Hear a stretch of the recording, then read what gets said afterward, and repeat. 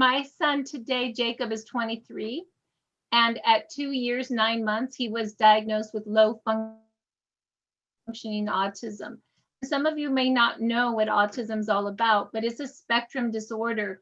And many people believe that the immune system got triggered. Some people think it was too much antibiotics, vaccines. Some people think it may be diet, genetics, they're born with it. We really don't know, but we do know that so many of our boys, our babies, our grandbabies are getting hit with this. And spectrum disorder goes somewhere between a low insult to the brain would be ADD, ADHD.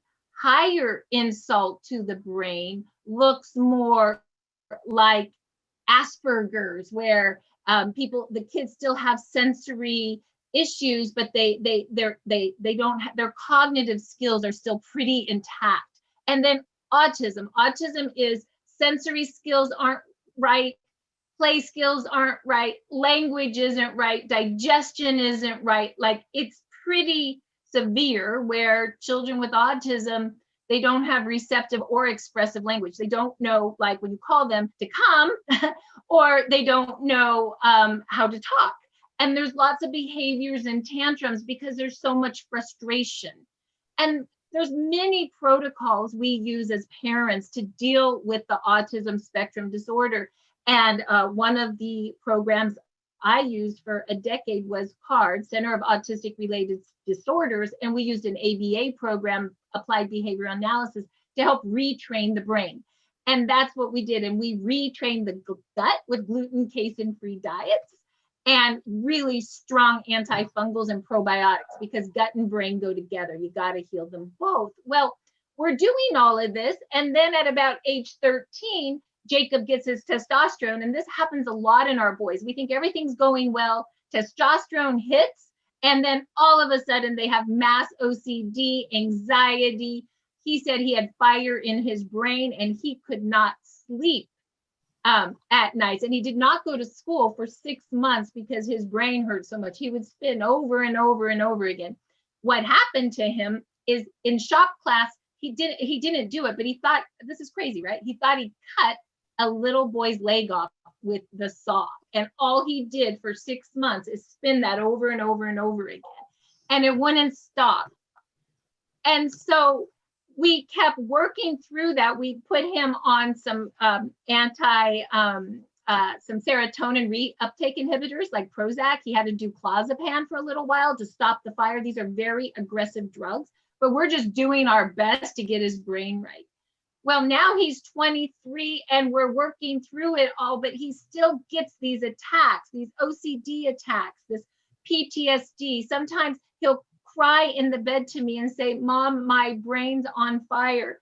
And when those things started to happen, we added that X39 to our protocol. We put it right on his chest, and I'll explain more how this works in a little while, but we put one on his chest at night. We also, and this stem cell is regeneration and repair. We are repairing the pathways to his brain. We also put one E on, which stops inflammation in the brain. And we also added Nirvana. And Nirvana actually increases that dopamine in his brain. And lastly, when he's having sleep issues, we added Silent Night, because Silent Night elevates melatonin, which helps him sleep. And so for Jacob, he's either a 3-patch system, and let's face it, he's 23. He's not going to know where to put all these darn patches. Not going to ever happen. I say just put the 3 on your chest and go to bed. And when you wake up, you take them off.